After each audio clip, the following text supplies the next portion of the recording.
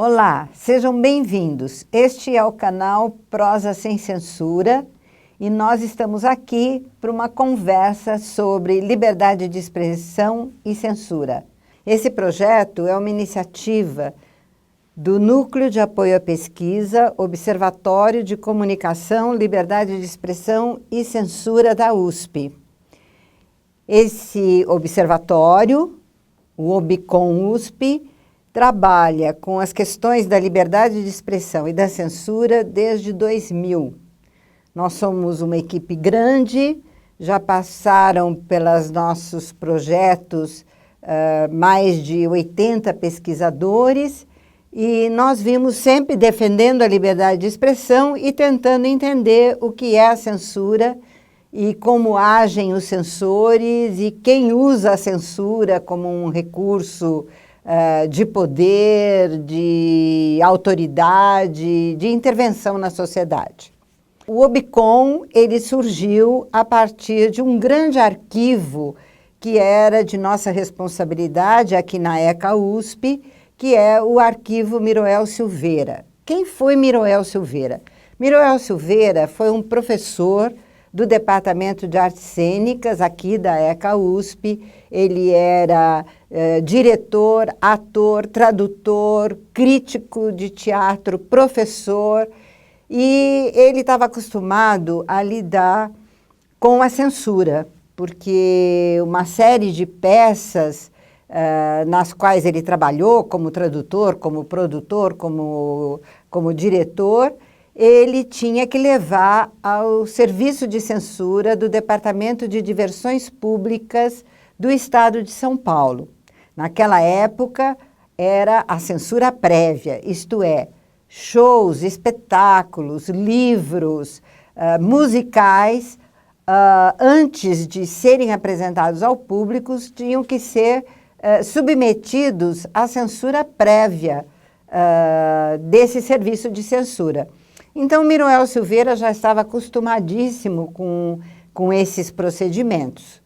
Muito bem, a censura desse arquivo de peças de teatro que foram submetidas à censura prévia, ele teve início na época do Getúlio Vargas, na década de 1930 e chegou até o final de 1960, quando, em 1968, com o AI-5, a censura foi federalizada e, então, acabou o serviço de censura no estado de São Paulo.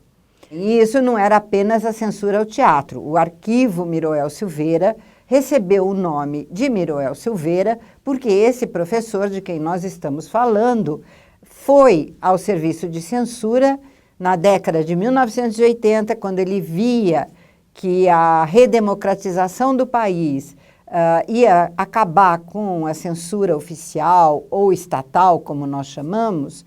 Então, ele foi a esse serviço de censura e conseguiu resgatar os processos de censura prévia ao teatro e trouxe aqui para sua sala na Escola de Comunicações e Artes.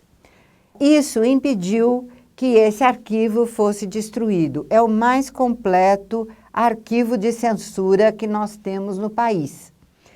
Ele faleceu logo depois desse resgate e a escola resolveu dar o nome a esse arquivo de Arquivo Miroel Silveira em sua homenagem. Esse arquivo esteve aqui até o ano passado, sob nossa guarda, com a aquiescência do Arquivo do Estado de São Paulo, que sabia que nós estávamos organizando toda essa documentação e estudando para saber como funcionava essa censura, que eu volto a dizer, chamava-se de censura oficial, estatal, ou nós, pesquisadores, chamamos de censura clássica. Aquela censura que é promovida por aqueles que ocupam o poder em determinadas épocas como um recurso de vigilância e de controle sobre a produção artística e cultural de um país. O arquivo Miroel Silveira é que deu origem ao OBCOM. e que fez com que todos esses pesquisadores que eu falei para vocês que passaram por aqui estudassem como é que funcionava essa censura. Quem eram os censores, como eles eram escolhidos, o que se buscava interditar nessas peças de teatro. Em 1988, com a Constituição, efetivamente, essa censura clássica foi extinta no Brasil e no Ocidente de uma maneira geral. Praticamente, todos os países ocidentais, no final do século XX, eliminaram seus órgãos oficiais de censura. Mas a verdade é que a cultura censória, essa vontade de controlar a crítica, de controlar a denúncia, de controlar as ideias alternativas a um determinado regime, a um sistema instalado num país, ela continua permanente. E o que acontece hoje em dia, uma vez que não existe mais essa censura clássica? Existem outros meios mais indiretos pelos quais pessoas que ocupam determinados cargos, que têm autoridade ou que têm algum tipo de poder, buscam definir aquilo que pode ou não chegar ao público. Quer dizer, aquilo que pode ser apresentado na televisão, que pode estar no rádio, que pode ser publicado em livro, os livros que podem estar nas prateleiras das livrarias, aquilo que pode chegar até você para ser lido, ouvido ou assistido. Então, isso tem feito com que haja um interesse cada vez maior em saber, afinal, o que é censura.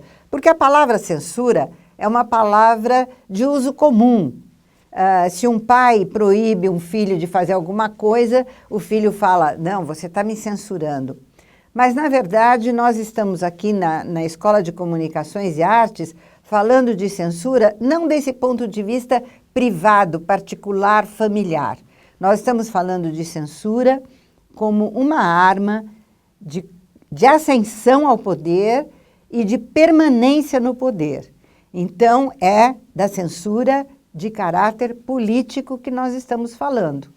E nós temos visto um grande interesse do público em geral a respeito dos atos censórios. Quem que está usando do seu poder para determinar aquilo que chega até o público? E se nós estamos numa escola de comunicações e artes, o que nós queremos é que tanto a arte como as mensagens que são produzidas pelos autores cheguem ao público ao qual essas mensagens se destinam ou essa arte se destina.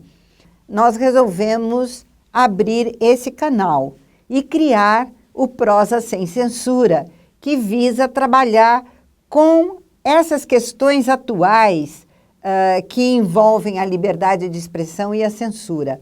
Sejam fake news, sejam atos de proibição, sejam exposições que são interditadas, sejam jornalistas que estão sendo processados por difamarem determinadas pessoas da sociedade, determinados políticos, determinadas instituições. Então, nós vamos tratar disso com vocês, do nosso cotidiano, da nossa sociedade, aquilo que chega até vocês, ou pelo menos para a gente poder conversar sobre aquilo que não chega até vocês. Então, nós vamos ter um programa a cada 15 dias que nós vamos publicar. Nós teremos vários convidados de todos esses pesquisadores que têm trabalhado conosco. Eles virão aqui para falar com vocês. Nós vamos também receber perguntas, procurar responder, sempre com o intuito de fazer com que a gente respeite cada vez mais a liberdade de expressão e tente entender o que é que está por trás dos atos censórios.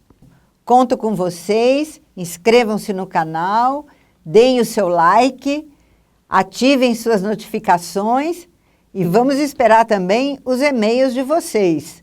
Nós queremos responder perguntas e conversar, trocar ideias a cada 15 dias. Até a próxima!